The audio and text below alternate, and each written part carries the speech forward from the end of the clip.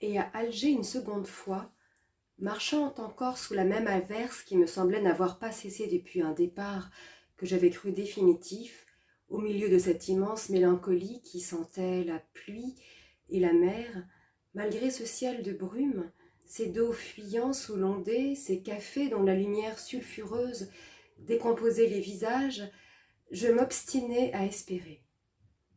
Ne savais-je pas d'ailleurs que les pluies d'Alger, avec cet air qu'elles ont de ne jamais devoir finir, s'arrêtent pourtant en un instant, comme ces rivières de mon pays qui se gonflent en 2 heures, dévastent des hectares de terre et tarissent d'un seul coup. Un soir, en effet, la pluie s'arrêta. J'attendis encore une nuit. Une matinée liquide se leva, éblouissante, sur la mer pure.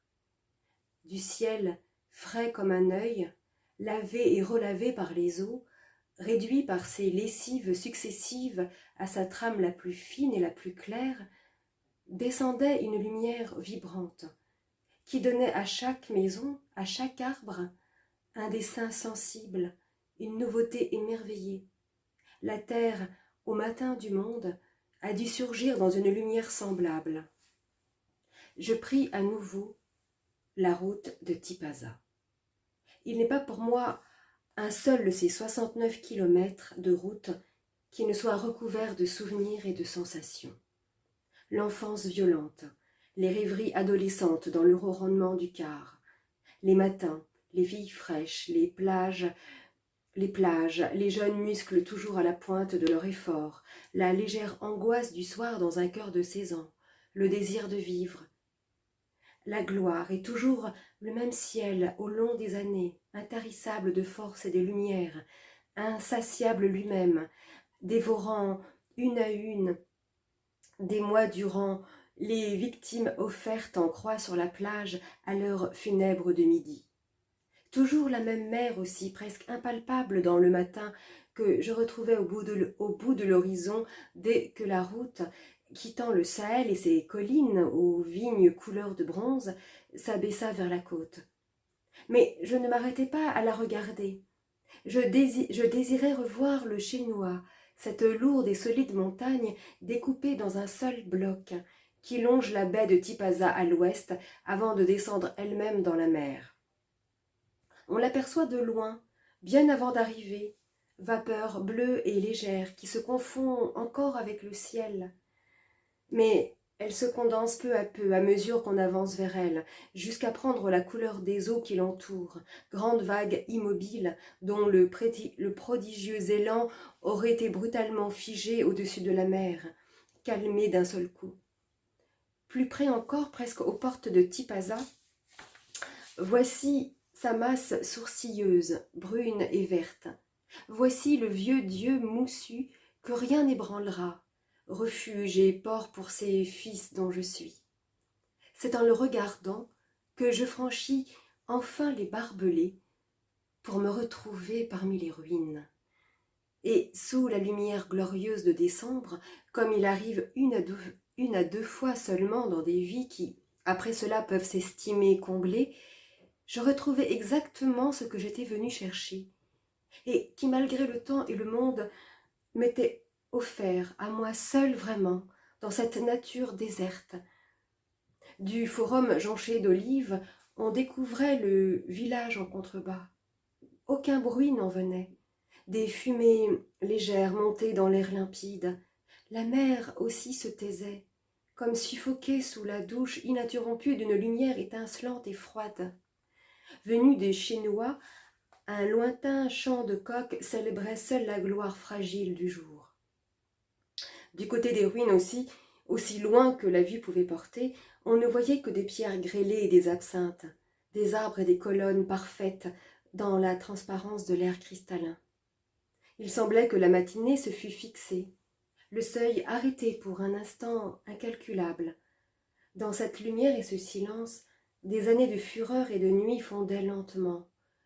J'écoutais en moi un bruit presque oublié, comme si mon cœur, arrêté depuis longtemps, se remettait à battre. Et maintenant éveillé, je reconnaissais un à un les bruits imperceptibles dont était fait le silence. La basse continue des oiseaux, les soupirs légers et brefs de la mer au pied des rochers, la vibration des arbres, le chant aveugle des colonnes, l'effroissement des absinthes, les lézards furtifs. J'entendais cela. J'écoutais aussi les flots heureux qui montaient en moi. Il me semblait que j'étais enfin revenue au port pour un instant au moins, et que cet instant désormais n'en finirait plus. Mais peu après le soleil monta visiblement d'1 degré dans le ciel. Un merle préluda brièvement, et aussitôt de toutes parts des chants d'oiseaux explosèrent avec une force, une jubilation, une joyeuse discordance, un ravissement infini. La journée se remit en marche. Elle devait me porter jusqu'au soir.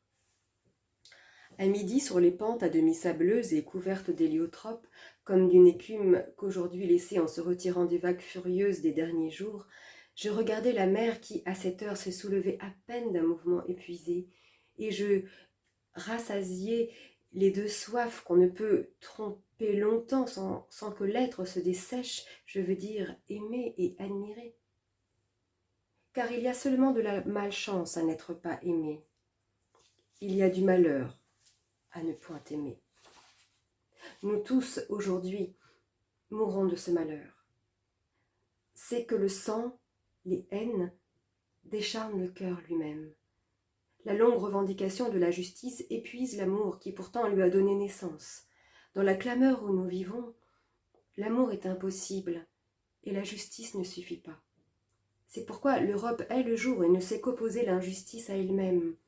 Mais pour empêcher que la justice se racornisse, beau fruit orange, qui ne contient qu'une pulpe amère et sèche, je redécouvrais à Tipaza qu'il fallait garder intacte en soi une fraîcheur, une source de joie, aimer le jour qui échappe à l'injustice et retourner au combat avec cette lumière conquise.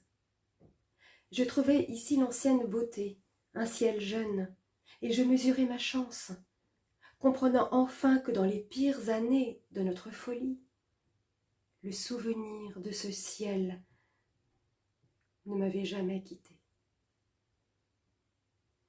C'était lui qui, pour finir, m'avait empêché de désespérer. J'avais toujours su que les ruines de Tipaza étaient plus jeunes que nos chantiers ou nos décombres. Le monde y recommençait tous les jours, dans une lumière toujours neuve.